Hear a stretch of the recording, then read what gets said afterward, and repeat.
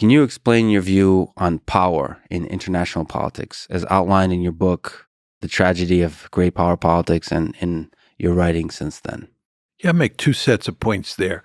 First of all, I believe that power is the currency of international relations. And by that, I mean that states are deeply interested in the balance of power, and they're interested in maximizing how much power they control. And the question is, why do states care so much about power? In the international system, there's no higher authority. So if you get into trouble and you dial 911, there's nobody at the other end. In a system like that, you have no choice but to figure out for yourself how best to protect yourself. And the best way to protect yourself is to be powerful, to have as much power as you can possibly gain over all the other states in the system. Therefore, states care about power because it enhances or maximizes their prospects for survival. Second point I would make is that in the realist story, or in my story, power is largely a function of material factors. The two key building blocks of power are population size and wealth. You want to have a lot of people and you want to be really wealthy. Of course, this is why the United States is so powerful. It has lots of people and it has lots of wealth. China was not considered a great power until recently because it didn't have a lot of wealth. It certainly had population size, but it didn't have wealth. And without both a large population and much wealth, you're usually not considered a great power. So I think power matters, but when we talk about power, it's important to understand that it's population size and wealth that are underpinning it. So there's a lot of interesting things there. First, you said nations in relation to each other is essentially in a state of anarchism. Yeah. Well, anarchy basically means the opposite of hierarchy. Sometimes people think when you're talking about anarchy, you're talking about murder and mayhem, but that's not what anarchy means in the realist context. Anarchy simply means that you don't have hierarchy. There's no higher authority that sits above states. States are like pool balls on a table, right? And in an anarchic world, there's no higher authority that you can turn to if you get into trouble. And of course, the political philosopher who laid this all out was Thomas Hobbes. And Hobbes talked about life in the state of nature. And in the state of nature, you have individuals. And those individuals compete with each other for power. And the reason that they do is because in the state of nature, by definition, you have no higher authority. And Hobbes's view is that the way to get out of this terrible situation where individuals are competing with each other and even killing each other is to create a state. It's what he calls the Leviathan. And that, of course, is the title of his famous book. So the idea is to escape anarchy, you create a state. And that means you go from anarchy to hierarchy. The problem in international politics is that there is no world state. There is no hierarchy. And if you have no hierarchy and you're in an anarchic system, you have no choice but to try to maximize your relative power, to make sure you are, as we used to say when I was a kid on New York City playgrounds, the biggest and baddest dude on the block. Not because you necessarily want to beat up on other kids or on other states, but because, again, that's the best way to survive. And as I like to point out to people, the best example of what happens when you're weak in international politics is what the Chinese call the century of national humiliation. From the late 1840s to the late 1940s, the Chinese were remarkably weak, and the great powers in the system preyed upon them. And that sends a very important message to not only the Chinese, but to other states in the system. Don't be weak. Be as powerful as you can. And we'll talk about it, but humiliation can lead to resentment, and resentment leads to something you've also studied, which is Nazi Germany in the 1930s. We'll talk about it. But staying to the psychology and philosophy picture, what's the connection between the will to power in the individual, as you mentioned, and the will to power in a nation? The will to power in an individual has a lot to do with individual psychology. The story that I tell about the pursuit of power is a structural argument. It's an argument that says when you are in a particular structure, when you're in a system that has a specific architecture, which is anarchy, the states have no choice but to compete for power. So structure is really driving the story here. Will to power has a lot more to do with an individual in the Nietzschean story where that concept comes from. So it's very important to understand that I'm not arguing that states are inherently aggressive, right? My point is that as long as states are in anarchy, right, they have no choice but to behave in an aggressive fashion. But if you went to a hierarchic system, there's no reason for those states to worry about the balance of power, because if they get into trouble, there is a higher authority that they can turn to. There is, in effect, a Leviathan. So, what is the role of military might in this will to power on the national level? Well, military might's what ultimately matters. As I said to you before, the two building blocks of power are population size and wealth. You didn't mention military might. I did not. No, that's right. And it's good that you caught that, because if you have a large population and you're a wealthy country, what you do is you build a large military. And it's ultimately the size of your military that matters, because militaries fight wars. And if states are concerned about survival, which I argue is the principal goal of every state in the international system, for what I think are obvious reasons, then they're going to care about having a powerful military that can protect them if another state comes after them. Well, it's not obvious that a large nation with a lot of people and a lot of money should necessarily build a gigantic army and seek to attain superpower, like dominant sole superpower status through military might. But you're saying, as you see the world today, it has to be that way. Yeah, I'm arguing it is obvious. If you're a state in the international system, do you want to be weak? If you live next door to Nazi Germany or Imperial Germany or Napoleonic France or even the United States, the United States is a ruthless great power. You surely recognize that. And if you're dealing with the United States of America and you're Vladimir Putin, you want to make sure you're as powerful as possible so that the United States doesn't put its gun sights on you and come after you. Same thing is true with China. You want to be powerful in the international system. States understand that, and they go to great lengths to become powerful. Just take the United States of America. When it started in 1783, it was comprised of 13 measly colonies strung out along the Atlantic seaboard. Over time, the various leaders of the United States went to great lengths to turn that country into the dominant power in the Western Hemisphere. And then once that was achieved in 1900, we've gone to great lengths to make sure that there's no peer competitor in the system. We just want to make sure that we're number one. And my argument is that this is not peculiar to the United States. If I'm China, for example, today, I would want to dominate Asia the way the United States dominates the Western Hemisphere. They'd be fools not to. If I were Imperial Germany, I'd want to dominate all of Europe the way the United States dominates the Western Hemisphere. Why? Because if you dominate all of Europe, assuming you're Imperial Germany or Napoleonic France, then no other state in the area or in the region can threaten you because you're simply so powerful. And again, what I'm saying here is that the structure of the international system really matters. It's the fact that you're in this anarchic system where survival is your principal goal and where I can't know your intentions, right? You're another state. I can't know that at some point you might not come after me. You might.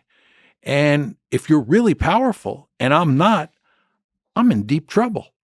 Yeah, so some of the ideas underlying what you've said, offensive realism, which I would love to talk to you about, sort of the history of realism versus liberalism. But some of the ideas you already mentioned, anarchy between states, everybody's trying to develop a military capabilities, uncertainty, such an interesting concept.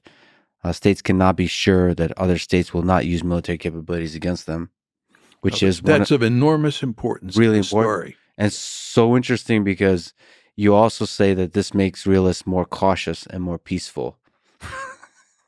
The uncertainty, because of all the uncertainty involved here, it's better to approach international politics with caution. Which is really interesting to think about. Again, survival, most states are interested in survival. And the other interesting thing is you assume all the states are rational. Which Most of the time. You call this framework offensive realism. Can you just give an overview of the history of the realism versus liberalism debate as worldviews? Well, I think for many centuries now, the big divide within the world of international relations theory is between realism and liberalism. These are time-honored bodies of theory. And before I tell you what I think the differences are between those two bodies of theory, it is important to emphasize that there are differences among realists and differences among liberals. So when you talk about me as an offensive realist, you should understand that there are also defensive realists out there, and there are a panoply of liberal theories as well. But basically, realists believe that power matters, that states compete for power, and that war is an instrument of statecraft. And liberals, on the other hand, have what I would say is a more idealistic view of the world. This is not to say that they're naive or foolish, but they believe there are aspects of international politics that lead to a less competitive and more peaceful world than most realists see. And I'll lay out for you very quickly what are the three major liberal theories today that I think will give you a sense of the more optimistic perspective that is inherent in the liberal enterprise. The first and most important of the liberal theories is democratic peace theory. And this is a theory that says democracies do not fight against other democracies. So the more the world is populated with democracies, the less likely it is that we will have wars. And this basic argument is inherent in Francis Fukuyama's The End of History. He argues that democracy triumphed first over fascism in the 20th century. It then triumphed over communism. And that means that in the future, we're going to have more and more liberal democracies on the planet. And if you have more and more liberal democracies and those democracies don't fight each other, then you have a more peaceful world. That was his argument. It's a very liberal argument. A realist like me would say that it doesn't matter whether a state is a democracy or not. All states behave the same way because the structure of the system, getting back to our earlier discussion about international anarchy, the structure of the system leaves those states no choice, whether they're democracies or autocracies. And again, the liberal view, this first liberal theory, is that democracies don't fight other democracies, and therefore the more democracies you have, the more peaceful the world. Can I just sort of try to unpack that a little bit? So on the democratic peace theory, I guess would say that in democracies, leaders are elected, and the underlying assumption is most people want peace, and so they will elect peacemakers. So the more democracies you have, the more likely you have peace. And then the realist perspective, what says that it doesn't matter if the majority of people want peace. The structure of international politics is such that superpowers want to become more super and powerful, and they do that through war. You can't make that argument that you're making about democracies, because if you're saying that democracies are inclined toward peace and that the electorate picks leaders who are inclined towards peace, then you have to show that democracies are in general more peaceful than non-democracies. And you can't support that argument. You can find lots of evidence to support the argument that democracies don't fight other democracies.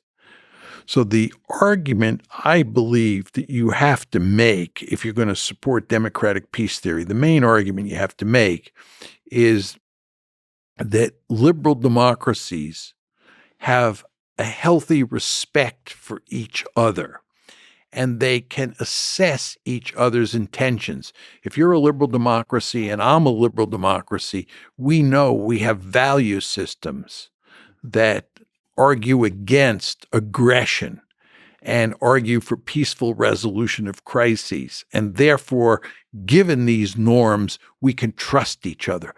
We can know each other's intentions. Remember, for realists like me, uncertainty about intentions really helps drive the train. Mm-hmm. But if you're talking about two democracies, right, the argument there is that they know each other's intentions. And for you, sure, maybe democracies reduce uncertainty a little bit, but not enough to stop the train. I think that's right. Yeah, that's right.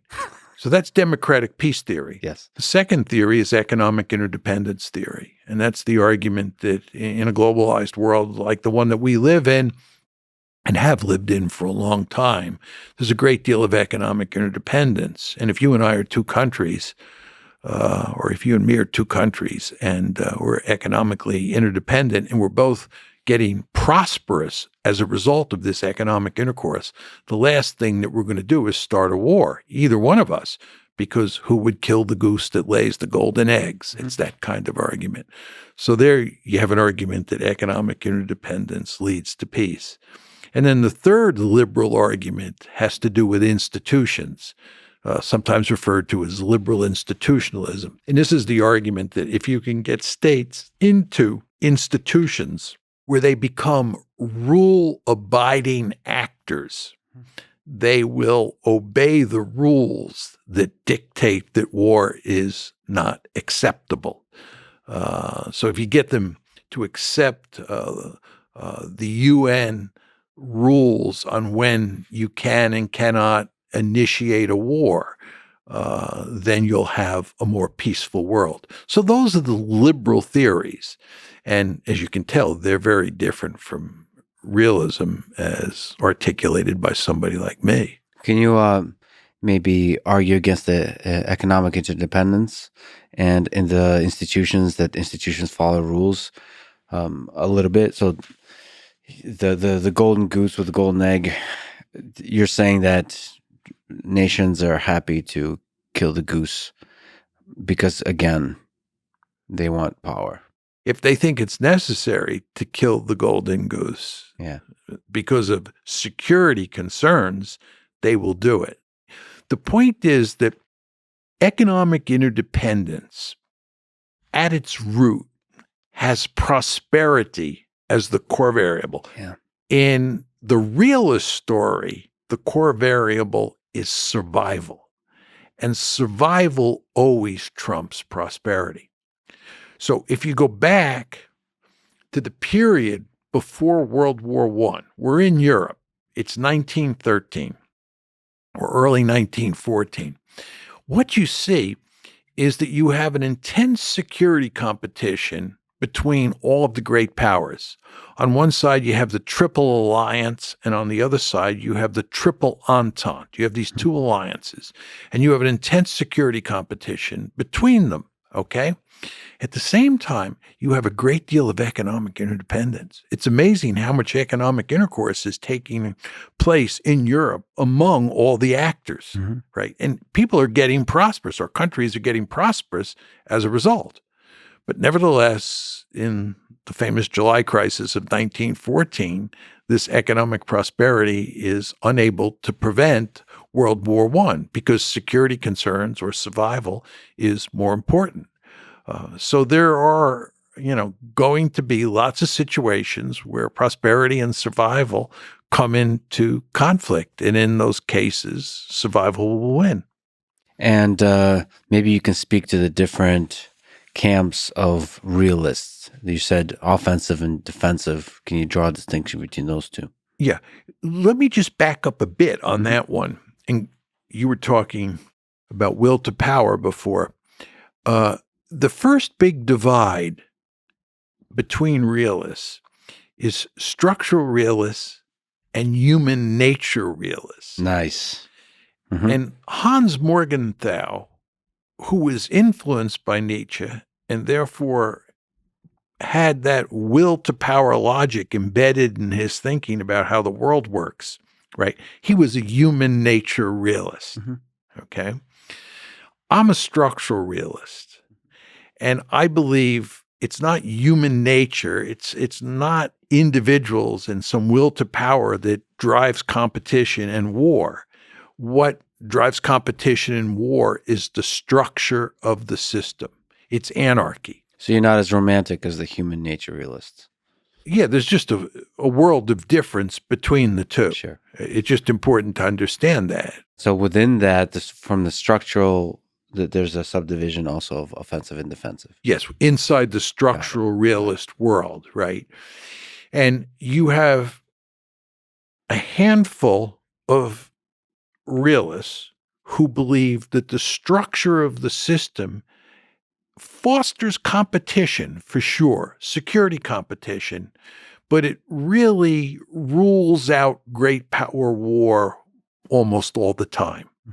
So it makes sense to care about the balance of power, but to focus on maintaining how much power you have. That's the defensive realism, maintaining how much power you have, not trying to gain more power.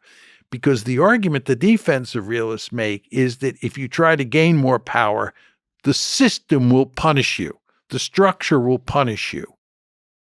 I'm not a defensive realist. I'm an offensive realist. And my argument is that states look for opportunities to gain more power.